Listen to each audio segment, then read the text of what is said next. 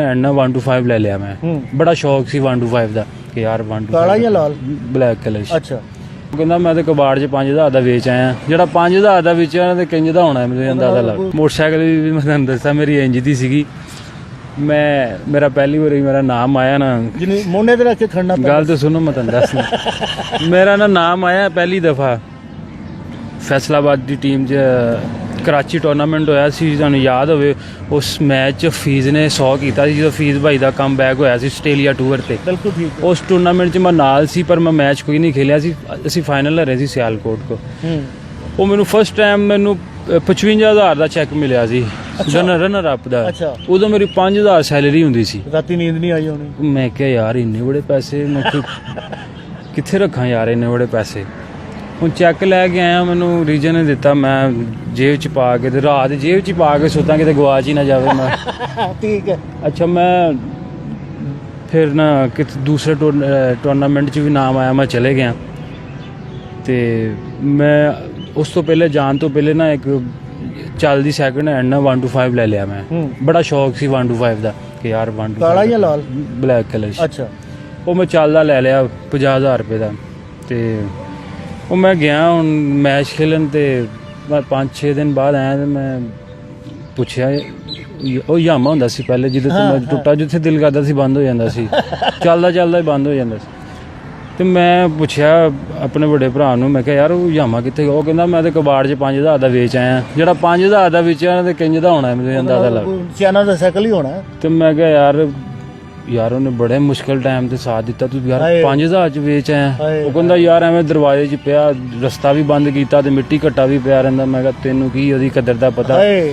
ਤੇ ਉਹ ਦਰਅਸਲ ਉਹ ਮੇਰੇ ਖਿਆਲ ਨਾਲ ਯਾਮਾ ਉਹ ਸੀ ਕਿ ਜਦੋਂ ਕਹਿੰਦੇ ਨਹੀਂ ਕਿ ਇੱਕ ਪਿੰਡ 'ਚ ਕਿਸੇ ਨੇ ਸਾਈਕਲ ਲਿਆ ਪੁਰਾਣੇ ਜ਼ਮਾਨੇ ਜਦੋਂ ਪੂਰਾ ਪਿੰਡ ਇਕੱਠਾ ਹੋਇਆ ਤੇ ਵੇਖਣ ਆਇਆ ਸਾਈਕਲ ਲਿਆ ਯਾਰ ਚੌਧਰੀਆਂ ਨੇ, ਉਹ ਯਾਮਾ ਸੀ ਮੇਰੇ ਦਾਦਿਆਂ ਨੇ ਲਿਆ ਸੀ। ਤੇ ਦਾਦਾ ਜੀ ਕਹਿੰਦੇ ਸੀ ਕਿ ਪਤਾ ਨਹੀਂ ਕਿਹੜੇ ਸ਼ਹਿਰੋਂ ਬੰਦੇ ਵੇਖਣ ਆਏ ਸੀ ਕਿ ਯਾਮਾ ਇਹਨਾਂ ਨੇ ਲਿਆ ਯਾਰ ਗੱਡੀ। ਉਹ ਪਤਾ ਨਹੀਂ 84 ਮਾਡਲ ਕਿਹੜਾ ਮਾਡਲ ਸੀਗਾ।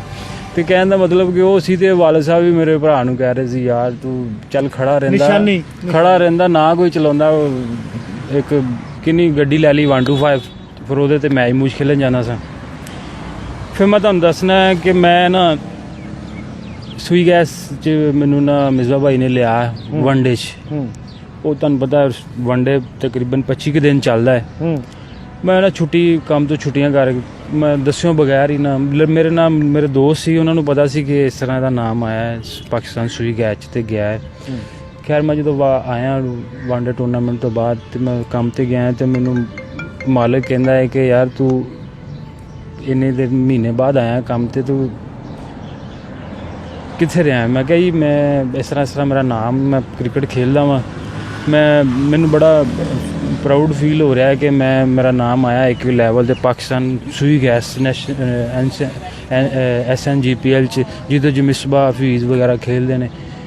ਕਹਿੰਦੇ ਜੀ ਸਾਨੂੰ ਉਹਦੇ ਨਾਲ ਕੋਈ ਲੈਣਾ ਦੇਣਾ ਨਹੀਂ, ਇਹ ਪ੍ਰਾਈਵੇਟ ਚਮੜੀ ਚਾਹੀਦੀ ਆ। ਕਹਿੰਦੇ ਪ੍ਰਾਈਵੇਟ ਅਦਾਰਾ ਵਾ, ਇਹਦੇ 'ਚ ਅਸੀਂ ਅਫੋਰਡ ਨਹੀਂ ਕਰ ਸਕਦੇ ਤੇ ਲਿਹਾਜ਼ਾ ਜਾਂ ਤਾਂ ਤੁਸੀਂ ਕ੍ਰਿਕਟ ਖੇਡ ਲਓ ਜਾਂ ਕੰਮ ਕਰ ਲਓ। ਮੈਂ ਫਿਰ ਉਹਨੂੰ ਕਿਹਾ ਕੁਛ ਮਜਬੂਰੀਆਂ ਵੀ ਸੀ, ਜੋਬ ਜ਼ਰੂਰੀ ਸੀ। ਫਿਰ ਮੈਂ ਉਹਨੂੰ ਕਿਹਾ ਕਿ ਸਰ ਮੈਨੂੰ ਇੱਕ ਅੱਧੇ ਦਿਨ ਦਾ ਟਾਈਮ ਦੇ ਦਿਓ, ਮੈਨੂੰ ਕੱਢੋ ਨਾ, ਮੈਨੂੰ ਇੱਕ ਅੱਧੇ ਦਿਨ ਦਾ ਟਾਈਮ ਦੇ ਦਿਓ, ਮੈਂ ਤੁਹਾਨੂੰ ਕਨਫਰਮ ਕਰ ਦਾਂਗਾ।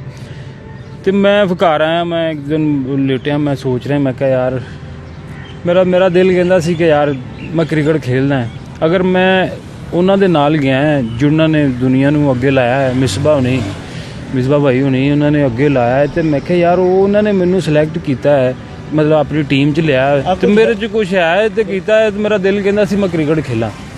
ਉਹ ਫਿਰ ਮੈਨੂੰ ਫੀਲ ਹੋ ਰਿਹਾ ਸੀ ਕਿ ਮੇਰਾ ਦਿਲ ਕਹਿ ਰਿਹਾ ਸੀ ਕਿ ਯਾਰ ਮੈਂ ਨਾ ਕ੍ਰਿਕਟ ਖੇਲਾਂ। ਫਿਰ ਮੈਂ ਉਹਨਾਂ ਨੂੰ ਕਿਹਾ ਸਰ ਸੌਰੀ ਮੈਂ ਕ੍ਰਿਕਟ ਖੇਲ ਸਕਦਾ, ਅਗਰ ਤੁਸੀਂ ਅਫੋਰਡ ਕਰ ਸਕਦੇ ਹੋ ਮੈਂ ਆਪਣਾ ਕੰਮ ਰਾਤ ਲਾ ਕੇ ਵੀ ਚੱਲ ਜਾ ਕਰੂੰਗਾ। ਜਿਸ ਦਿਨ ਮੇਰਾ ਮੈਚ ਹੋਵੇ ਮੈਂ ਲੇਟ ਗਏ ਮੈਨੂੰ ਪੈਸੇ ਨਾ ਦਿਆ ਕਰੋ, ਮੈਂ ਲੇਟ ਗਏ ਓਵਰ ਟਾਈਮ ਲਾ ਕੇ ਚੱਲ ਜਾ ਕਰਾਂਗਾ। ਤੇ ਕਿਤੇ ਨਹੀਂ ਇਸ ਤਰ੍ਹਾਂ ਨਹੀਂ ਹੋ ਸਕਦਾ। ਮੈਂ ਕਿਹਾ ਠੀਕ ਹੈ ਸਰ ਕੋਈ ਮਸਲਾ ਨਹੀਂ। ਫਿਰ ਮੈਂ ਕੰਮ ਛੋੜ ਦਿੱਤਾ। ਥੋੜ੍ਹੇ ਦਿਨ ਫਿਰ ਮੈਂ ਟੇਪ ਬਾਲ ਖੇਲ ਕੇ ਪੈਸੇ ਕਮਾਣੇ, 1000 ਰੁਪਇਆ ਦੇ ਦਿੱਤਾ ਕਿਸੇ ਨੇ 1500, ਇਸ ਤਰ੍ਹਾਂ ਕਰਕੇ ਨਾ। ਤੇ ਮੈਨੂੰ ਨਾ ਉਹ ਮਜ਼ਾ ਨਹੀਂ ਆਉਂਦਾ ਸੀ ਕਿ ਯਾਰ ਇਹ 'ਚ ਮਜ਼ਾ ਨਹੀਂ ਆਉਂਦਾ, ਕੁਛ ਵੱਡਾ ਕਰਨਾ ਚਾਹੀਦਾ ਯਾਰ। ਫਿਰ ਮੈਨੂੰ ਨਾ ਤੁਹਾਡੇ ਸਰਗੋਦੇ ਦਾ ਹੀ ਅਸਦ ਬਾਈ ਮਿਲੇ ਮੈਨੂੰ, ਇੱਕ ਟੇਪ ਬਾਲ ਦੇ ਮੈਚ ਤੇ ਮਿਲੇ। ਉਹ ਮੈਂ ਆਰਾਮ ਨਾਲ ਉਹਨੂੰ ਇੰਝ ਛਿੱਕੇ ਮਾਰਿਆ ਸਾਂ ਅਸਦ ਬਾਈ ਨੂੰ। ਇਸ ਤਰ੍ਹਾਂ ਅਸਦ ਬਾਈ ਨੇ ਮੇਰੇ ਕੋਲ ਛਿੱਕਾ ਖਾਧਾ ਹੈ ਤੇ ਅਗਲੀ ਬੋਲ ਇੰਨੀ ਕੁ ਤੇਜ਼ ਕੀਤੀ ਹੈ ਕਿ ਮੈਨੂੰ ਵਿਕਟ ਦੀ ਗੇਂਦ ਲੱਗ ਗਿਆ ਤੇ ਉਦੋਂ ਪਤਾ ਲੱਗਿਆ ਮੈਂ ਬੋਲਡ ਹੋ ਗਿਆ। ਖੈਰ ਮੈਂ ਬਾਹਰ ਆਇਆ ਤੇ ਉਹਨਾਂ ਨੇ ਮੈਨੂੰ ਬੁਲਾਇਆ ਕਿ ਉਦੋਂ ਮੈਂ ਕੈਂਪ 'ਚ ਸੀ ਫੈਸਲਾਬਾਦ ਦੇ, ਮੈਂ ਖੇਡਿਆ ਨਹੀਂ ਸੀ ਉਦੋਂ, ਸਿਰਫ ਕੈਂਪ ਕੀਤਾ ਸੀ ਮੈਂ, 250 ਕੀਤੇ ਸੀ ਉਹਨਾਂ ਦੇ ਨਾਲ। ਮੈਨੂੰ ਕਹਿੰਦੇ ਕਿ ਯਾਰ ਅਸਲ ਗੱਲ ਸੁਣ। ਮੈਂ ਕਿਹਾ ਹਾਂਜੀ। ਕਹਿੰਦੇ ਯਾਰ ਮੈਂ ਤੈਨੂੰ ਕੈਂਪ 'ਚ ਦੇਖਿਆ ਸੀ, ਤੂੰ ਬਹੁਤ ਅੱਛਾ ਖੇਲਦਾ। ਮੈਂ ਕਿਹਾ ਇਹ ਮੈਨੂੰ ਤਾਂ ਆਪਣੇ ਆਪ ਨੂੰ ਨਹੀਂ ਪਤਾ ਹੀ ਮੈਂ ਅੱਛਾ ਖੇਲਦਾ। ਕਹਿੰਦੇ ਨਹੀਂ ਮੈਂ ਤੈਨੂੰ ਕਹਿ ਰਿਹਾ, ਕਹਿੰਦੇ ਤੂੰ ਟੇਪ ਬਾਲ 'ਚ ਕਿੰਨੇ ਪੈਸੇ ਕਮਾ ਲੈਂਦਾ ਹੁੰਦਾ ਸੀਜ਼ਨ ਦਾ? ਮੈਂ ਕਿਹਾ ਇਹ 60-70 ਹਜ਼ਾਰ ਰੁਪਈਆ ਬਸ। ਕਹਿੰਦਾ ਮੈਂ ਸੀਜ਼ਨ ਦਾ ਸਿਰਫ ਆਪਣੇ ਡਿਪਾਰਟਮੈਂਟ ਵੱਲੋਂ ਹੀ, ਉਦੋਂ ਦੀ ਗੱਲ ਹੈ 7-8 ਦੀ ਗੱਲ ਹੈ 2000, ਮੈਂ ਕਹਿੰਦੇ ਮੈਂ 8-9 ਲੱਖ ਰੁਪਇਆ ਕਮਾਉਂਦਾ ਵਾਂ ਇੱਕ ਸੀਜ਼ਨ ਦਾ 3-4 ਮਹੀਨੇ ਦਾ। ਇਹ ਜ਼ਿਆਦਾ ਜਾਂ ਉਹ ਜ਼ਿਆਦਾ? ਮੈਂ ਕਿਹਾ ਉਹ ਜ਼ਿਆਦਾ। ਮੈਂ ਕਿਹਾ ਤੁਸੀਂ ਵੀ ਟੇਪ ਬਾਲ ਖੇਡ ਓਏ? ਮੇਰੇ ਤਾਂ ਕਹਿੰਦੇ ਸਰਗੋਦੇ 'ਚ ਹੋ ਰਿਹਾ ਹੈ ਤੇ ਮੈਂ ਕਿਸੇ ਦੇ ਕਹਿਣ 'ਤੇ ਆ ਗਿਆ ਮੈਚ ਖੇਲਣ, ਮੈਂ ਤਾਂ ਨਹੀਂ ਖੇਡਦਾ। ਕਹਿੰਦਾ ਮੈਂ ਜਦੋਂ ਪੀਕ 'ਤੇ ਸਾਂ ਨਾ ਉਦੋਂ ਤੂੰ ਮੈਨੂੰ ਦੇਖਦਾ। ਇਸ ਤਰ੍ਹਾਂ ਦੀਆਂ ਗੱਲਾਂ ਉਹਨਾਂ ਨੇ ਮੈਨੂੰ ਕਿਹਾ, ਮੇਰੇ ਖਾਨੇ 'ਚ ਦਿਮਾਗ 'ਚ ਗੱਲ ਬੜੀ। ਮੈਂ ਕਿਹਾ ਯਾਰ ਕਿਉਂਕਿ ਮੈਂ ਟੇਪ ਬਾਲ ਖੇਡਦਾ ਸਾਂ, ਕੰਮ ਤੋਂ ਆ ਕੇ ਮੈਨੂੰ ਫਿਰ ਥੋੜ੍ਹੀ ਬਹੁਤ ਪ੍ਰੈਕਟਿਸ ਕਰ ਲੈਣੀ, ਮੇਰੇ ਟਾਈਮ ਮਿਲ ਜਾਂਦਾ ਸੀ। ਜਦੋਂ ਮੈਂ ਟੇਪ ਬਾਲ ਖੇਡਦਾ ਸੀ ਦੂਸਰੇ ਸ਼ਹਿਰ ਜਾਂਦਾ ਸੀ ਨਾ, ਮੇਰੇ ਕੋਲ 2 ਦਿਨ ਉੱਥੇ ਲੱਗ ਜਾਂਦੇ ਸੀ, ਮੇਰੇ ਕੋਲ ਉਹ ਵੀ ਨਹੀਂ ਸੀ ਪ੍ਰੈਕਟਿਸ ਹੁੰਦੀ। ਫਿਰ ਸੋਚਿਆ ਮੈਂ ਕਿਹਾ ਯਾਰ ਇੱਕ ਚੀਜ਼ ਪਾਉਣ ਲਈ ਮੈਂ ਕੰਮ ਛੱਡਿਆ ਅਤੇ ਮੈਂ ਫਿਰ ਦੂਜੀ ਚੀਜ਼ 'ਚ ਵੜ ਗਿਆ। ਮੈਂ ਉਹ ਟੇਪ ਬਾਲ ਵੀ ਛੱਡ ਦਿੱਤੀ। ਉਹਨੇ ਮੈਨੂੰ ਗੱਲ ਕਹੀ, ਐਸੀ ਗੱਲ ਕਹੀ, ਕਹਿੰਦਾ ਤੂੰ 4-5 ਮਹੀਨੇ ਲਾ ਕੇ ਤੇ ਦੇਖ। ਅੱਲਾ। ਮੈਂ ਬਿਲਕੁਲ ਛੱਡ ਦਿੱਤੀ। ਇੱਕ ਐਸਾ ਟਾਈਮ ਸੀ ਜੇਬ 'ਚ ਪੈਸੇ ਵੀ ਨਹੀਂ ਸੀ ਹੁੰਦਾ, ਮੈਂ ਫਿਰਦਾ ਹੁੰਦਾ ਸੀ ਪੈਦਲ ਹੀ, ਕਦੀ ਐਨ ਕਦੀ ਐਨ ਕਦੀ ਐਨ। ਫਿਰ ਮੈਂ ਇੱਕ ਨਾ ਮੈਚ ਖੇਡ ਰਿਹਾ ਸਾਂ ਫੈਸਲਾਬਾਦ ਕਲੱਬ, ਇੱਕ ਟੌਪ ਦਾ ਕਲੱਬ ਹੈ, ਉਹਦੇ ਮੈਂ ਖਿਲਾਫ ਮੈਚ ਖੇਡ ਰਿਹਾ ਸੀ। ਉਹ ਉਦੋਂ ਸੀਜ਼ਨ ਦੇ ਨਾ 7 ਫਸਟ ਕਲਾਸ ਪਲੇਅਰ ਸੀ ਜਿਹੜੇ ਕਰੰਟ ਸੀਜ਼ਨ ਖੇਡਦੇ ਪਏ ਸੀ ਫੈਸਲਾਬਾਦ, ਉਹ ਇੱਕ ਹੀ ਕਲੱਬ 'ਚ ਖੇਡਦੇ ਸੀ। ਉਹਨਾਂ ਦੇ ਮੈਂ ਖਿਲਾਫ ਫਾਈਨਲ ਮੈਚ ਖੇਡ ਰਿਹਾ ਸੀ ਅਤੇ ਮੈਂ ਕੰਮ ਤੋਂ ਛੁੱਟੀ ਕਰਕੇ ਆਇਆ ਸੀ ਅਤੇ ਕਿਸੇ ਟਾਈਮ ਉੱਥੇ ਕੰਮ ਹੱਥ ਨਾਲ ਵੀ ਕਰਨਾ ਪੈ ਜਾਂਦਾ ਕਿਉਂਕਿ ਫਾਈਨਲ ਇੰਸਪੈਕਸ਼ਨ ਦਾ ਹੁੰਦਾ ਸੀ ਨਾ। ਮੇਰਾ ਕੁਆਲਿਟੀ ਇੰਸਪੈਕਟਰ ਸੀ ਅਤੇ ਉਹ ਚੀਜ਼ਾਂ ਕੁਛ ਐਸੀਆਂ ਸੀ ਆਪਣੇ ਹੱਥ ਨਾਲ ਵੀ ਚੈੱਕ ਕਰਨੀਆਂ ਪੈਂਦੀਆਂ ਸੀ। ਅਤੇ ਉਹ ਮੇਰੇ ਨਾ ਗਰੀਸ ਨਾਖੂਨਾਂ 'ਚ ਬੜੀ ਸੀ, ਲੋਹੇ ਦਾ ਕੰਮ ਸੀ। ਅਤੇ ਮੈਂ ਨਾ ਮੈਚ 'ਤੇ ਚਲੇ ਗਿਆ। ਉਹਨਾਂ ਨੇ 132 ਕੀਤਾ ਸੀਗਾ 20 ਓਵਰ 20 ਓਵਰ ਸੀ। ਤੁਸੀਂ ਹਿਸਾਬ ਲਾ ਲਓ ਕਿ ਮੈਂ ਅਤੇ ਸਲਮਾਨ ਭਾਈ ਓਪਨਰ ਗਏ ਹਾਂ ਅਤੇ 132 'ਚ ਸਲਮਾਨ ਭਾਈ ਦਾ 9 ਸਕੋਰ ਸੀ, ਬਾਕੀ ਮੇਰਾ ਹੀ ਸੀ ਅਤੇ ਅਸੀਂ 9-10 ਓਵਰਾਂ 'ਚ ਮੈਚ ਪੂਰਾ ਕਰ ਦਿੱਤਾ ਸੀ। ਅਤੇ ਸਲਮਾਨ ਭਾਈ ਦੇ ਅਤੇ ਜਾਦ ਭਾਈ ਦੇ ਅਲਫਾਜ਼ ਇਹ ਸੀ ਕਿ ਯਾਰ ਕ੍ਰਿਕਟ ਤਾਂ ਤੂੰ ਖੇਡਦਾ, ਸਾਨੂੰ ਤਾਂ ਖੇਡਣੀ ਨਹੀਂ ਆਉਂਦੀ। ਉਹ ਮੈਂ ਕਿਹਾ ਨਹੀਂ ਭਾਈ ਮੈਂ ਤਾਂ ਬਸ ਇੱਦਾਂ ਹੀ, ਮੈਂ ਦੇ ਲੋ ਕੰਮ ਤੋਂ ਆਇਆ ਵਾਂ ਜੀ, ਮੇਰੇ ਹੱਥ ਵੀ ਗੰਦੇ ਆ ਜੀ। ਉਹ ਨਹੀਂ ਕਹਿੰਦੇ ਯਾਰ ਕ੍ਰਿਕਟ ਤੂੰ ਖੇਡਦਾ, ਅਸੀਂ ਤਾਂ ਬਸ ਇੱਦਾਂ ਹੀ ਆ ਯਾਰ। ਮੈਨੂੰ ਤਾਂ ਸ਼ਰਮ ਆਉਂਦੀ ਦੂਜੇ ਐਂਡ 'ਤੇ ਖੜਾ ਕੇ ਕ੍ਰਿਕਟ 'ਤੇ ਆ ਖੇਡਣ ਡਿਆ ਮੁੰਡਾ ਦਲੇਰੀ ਨਾਲ। ਮੈਂ ਕਿਹਾ ਯਾਰ ਮੈਨੂੰ ਇਹ ਨਹੀਂ, ਮੈਨੂੰ ਦਲੇਰੀ ਕਿਹਨੂੰ ਕਹਿਣ ਡੇ। ਫੈਸਲਾਬਾਦ ਸੁਪਰ 8 ਸੀ ਅਤੇ ਆਜ਼ਾਦ ਭਾਈ ਨੇ ਨਾ ਕ੍ਰਿਕਟ ਜਦੋਂ ਰਿਟਾਇਰਮੈਂਟ ਲੈ ਲਈ ਨਾ ਅਤੇ ਕੋਚ ਬਣੇ ਫੈਸਲਾਬਾਦ ਦੇ, ਅਤੇ ਮਿਸਬਾ ਭਾਈ ਨੂੰ ਕਹਿੰਦੇ ਯਾਰ ਇਹਨੂੰ ਨਾ ਮੈਚ ਖਿਲਾ ਦੇ। ਮੈਂ ਆਪਣੇ ਕੰਨੀ ਗੱਲਾਂ ਸੁਣ ਰਿਹਾ ਸੀ। ਆਜ਼ਾਦ ਭਾਈ ਕਹਿੰਦੇ ਯਾਰ ਮਿਸਬਾ ਇਹਨੂੰ ਮੈਚ ਖਿਲਾ ਦੇ।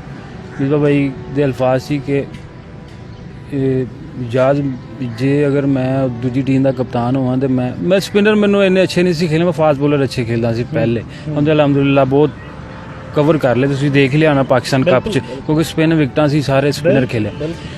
200 ਕੀਤੇ, 150 ਕੀਤਾ। ਅਤੇ ਗੱਲ ਕਰਨ ਦਾ ਮਕਸਦ ਕਿ ਜਿਹੜੀ ਚੀਜ਼ ਕਮਜ਼ੋਰ ਸੀ ਉੱਤੇ ਮੈਂ ਵਰਕ ਕੀਤਾ। ਅਤੇ ਕਹਿੰਦੇ ਮੈਂ ਦੂਜੀ ਟੀਮ ਦਾ ਕਪਤਾਨ ਹਾਂ ਅਤੇ ਮੈਂ ਪਹਿਲਾ ਓਵਰ ਸਪਿਨਰ ਨੂੰ ਲਾ ਦਾਂਗਾ। ਆਜ਼ਾਦ ਭਾਈ ਕਹਿੰਦੇ ਯਾਰ ਮਿਸਬਾ ਇਹਨੂੰ ਮੈਚ ਖਿਲਾ ਦੇ, ਜੇ ਕੁਛ ਨਾ ਕਰੇਗਾ ਨਾ ਅਤੇ ਮੈਂ ਫੈਸਲਾਬਾਦ ਹੀ ਮੈਚ ਹੋ ਰਿਹਾ, ਇਹਨੂੰ ਮੈਂ ਮੈਚਾਂ 'ਤੇ ਨਹੀਂ ਬੁਲਾਵਾਂਗਾ, ਇਹਨੂੰ ਵਾਪਸ ਭੇਜ ਦਾਂਗਾ। ਅੱਛਾ ਚਲੋ ਠੀਕ ਹੈ ਤੇਰੇ ਕਹਿਣ 'ਤੇ। ਫਿਰ ਉਹਨਾਂ ਨੇ ਮੈਨੂੰ ਮੈਚ ਖਿਲਾਇਆ, ਅਲਹਮਦੁਲਿਲਾ ਡੈਬਿਊ ਮੈਚ ਹੀ 100 ਕੀਤਾ। ਯਕੀਨ ਕਰੋ ਕਿ ਉਦੋਂ ਦੇ ਮਿਸਬਾ ਭਾਈ ਮੈਨੂੰ ਲੈ ਕੇ ਚੱਲਦੇ ਪਏ ਨਾਲ।